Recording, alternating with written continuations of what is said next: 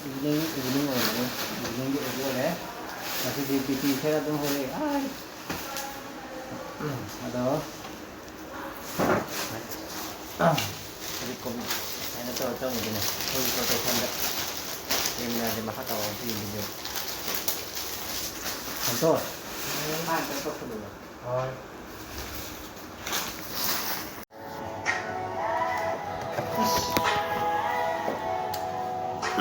Kalau mau berdiri nggak saya ke kui deh.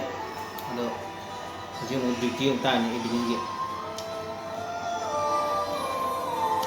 Ibu dia yang tanya, sige.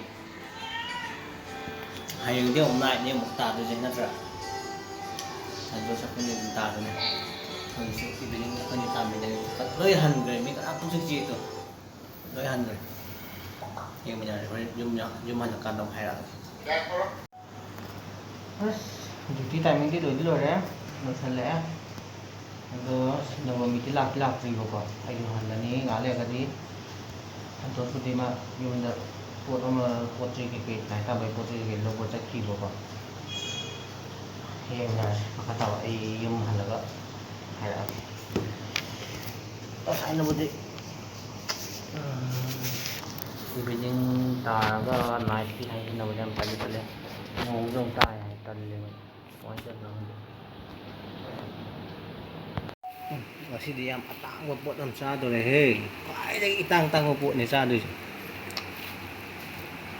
bola na iba dai as halak ta nga ri khoi dollar da ai halak pa haraw man ai ka chang ai jong ni kai ma cha khis da as halak ta nga ri ado dress am tong to khige aduga makataba kay kento ki yem na siba as ayo saksa thok nam to gi ga diti ko sang da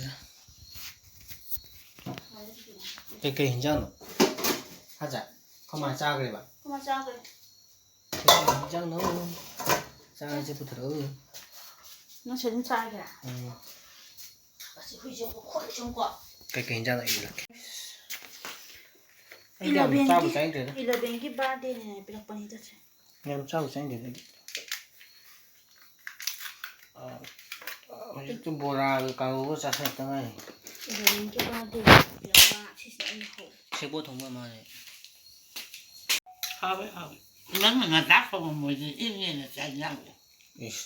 Nggak ada tiap thùng asana itu caksa thon am tawgi aduga pothani ngasi di video je matang sai dum senjarge ai video je ma no wita di like taw ko bi no share taw biramo aduga ano bi ro ta di subscribe to sam biramo ko ana ngasi di mam kainer je ngasi di mam kang nei pak na mam yai free hayong thengner je mam ngasi di mam good night bye bye kang nei pak na mam yai free